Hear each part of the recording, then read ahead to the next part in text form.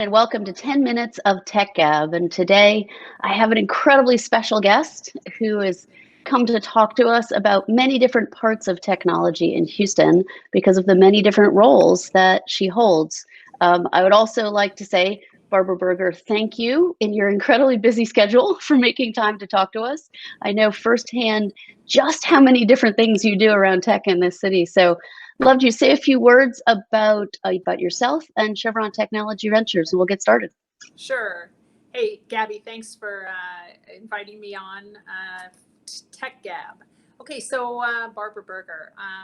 I'm a three-coaster, born in the East, went to graduate school and worked a lot in the West, and now I've gotten to the Third Coast. And I came here to run Technology Ventures.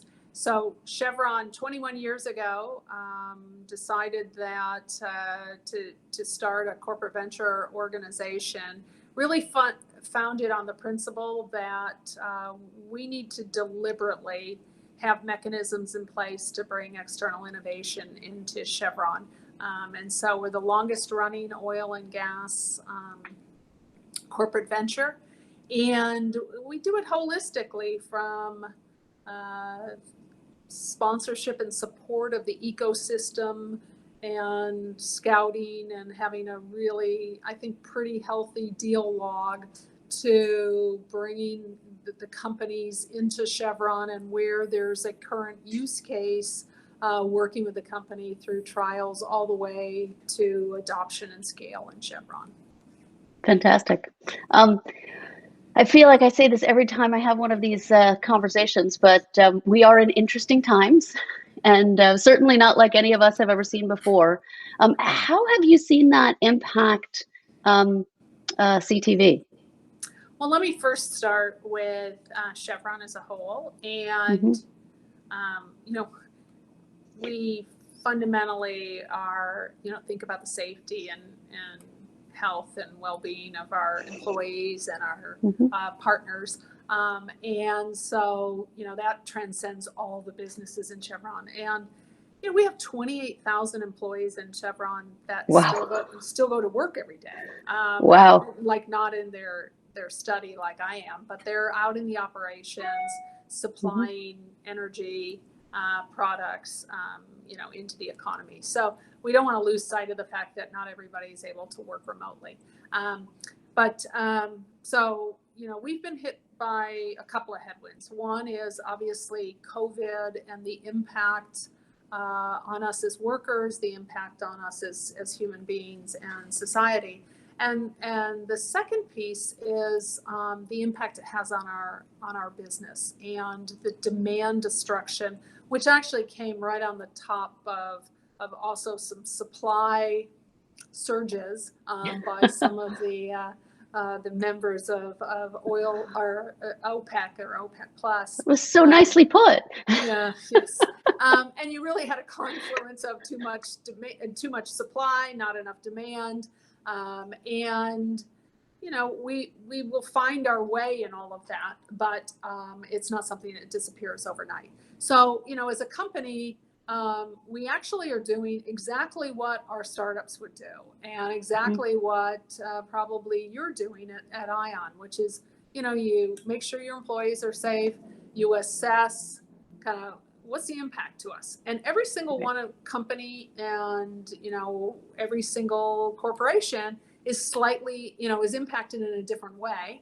And then what are those knobs you have to turn to make sure that you're strong in the current and still progressing the agenda that you laid out over the long time. Very fortunate that Chevron leadership, has embarked on that. And, this is a very challenging time, but we will stay strong through it. Yeah. Well, I did, good friend of mine the other day said that innovation loves a crisis. It's a time when we can often come up with new and creative ways of doing things simply because we have to. I hope, as many do, that will be what we will see in Houston. But as we think about growing innovation, and you think about your role as the chair of the board of Houston Exponential, a driving force in the innovation economy here in Houston, how do you continue? How do you see HX continuing to play a role as we develop out this economy and this new normal? Well, HX, for hopefully for those listeners that aren't aware, it's a convening body, Houston Exponential, and really helps us stitch together the burgeoning ecosystem here in Houston. And Harvin Moore and his team are doing a fantastic job at that. And I don't think they missed a beat in terms of going from the Tech Rodeo, which was the first week in March, to basically virtual programming. And I think we will sit back and when we're not so constrained physically and say, what's the role of virtual versus the role of in person? But right now we don't have any choice. So went virtual, continued to make the connections. And I mean, that in itself is innovative. That didn't sit and ponder it for a long time and do a whole bunch of studies, just started doing it and evolve it over time. And so I do think, the reason that HX exists, which is to bring people together, to, connect, really to amplify the messages, to help people find the connection that they need, it is being done. It's being done virtually, and I think there's some real silver linings coming out of that. It's also, if you're going to connect someone from outside of our ecosystem to our ecosystem, some of that's going to be virtual anyway, right? Because you're not in the same location. And so I think that the strength and the tools that we're developing during this time are going to be used to be able to bring the world to Houston, whether or not they come physically or virtually. We'll take them however we can get them. That's right. That's absolutely right. Well, thinking about that silver lining you just mentioned, opportunities, there was a great article in today's Chronicle about the opportunities that some med tech companies have had in this crisis. What do you see happening on the energy side? Where are the innovation technology opportunities really going to blossom in the coming months and year? Well, I think a couple of things, and you've heard one of them if you've listened to the radio or anything, is that there's this detection technology, and it's used for a wide variety of things. But we have satellite footage and the intelligence to interrogate it and analyze it to do a lot of things in our industry. But one of the things that the satellites and the detection was able to tell us was the amount of social isolation that was in place or not in place during the last couple of months, and how it has changed in the last couple of weeks.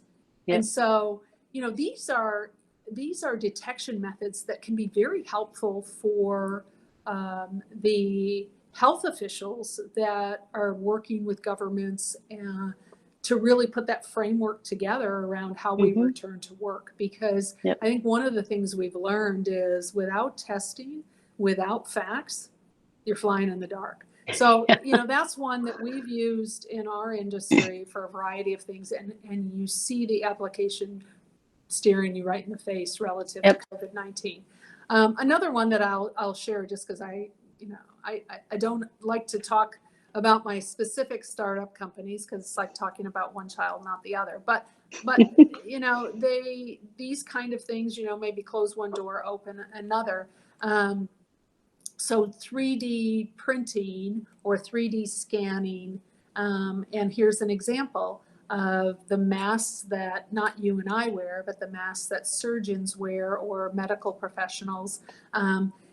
If they're not custom to your face, after you've worn them for several hours, you can get bruises or welts. And so using 3D imaging technology that's used in, say, pipe inspections can be used on faces. And that is, in fact, what one of our startups is doing. So, and while their workers had some downtime, in fact, some of their workers had been furloughed, they were able to come back and pivot to this immediate need opportunity that's Fantastic. so critical in right now with COVID. Yep. Fantastic. Well, I always end our 10 minutes of Tech Gab with a call to action. And so what would be your call to action for the entrepreneurs, for the CEOs, the technologists that are out there today at this time? What call of action would you give them? Can I give them two? Of course. So the first one is, find a way to pivot towards the needs that you've seen laid out so clearly around the testing, the PPE and all that. So there's a piece of that. The second piece is, I will just renew the call to action that the energy industry is undergoing, in the short run, some real challenging headwinds, but the energy transition that is, set to address climate change and the need for affordable and reliable and ever cleaner energy for everyone hasn't changed. And so that's going to take innovation. And the energy system is big, it's complex, and it's got a lot of big companies in it, which the entrepreneurs may wonder, so how do I get to work with those big companies? What I'd ask you to do is try us, because in challenging times, as you and I have discussed, what used to be a no can be a maybe or a yes, or what used to be a disinterest can be an interest. So I'd really ask you to take a fresh look, because the need is still there. And that hasn't gone away, but we need a lot of good, innovative solutions, and I'll be looking to all of you to help us there. Fantastic. Well, on that note, thank you, Barbara Berger. And that is the end of this week's 10 Minutes of Tech Gab. See you again soon. Thank you.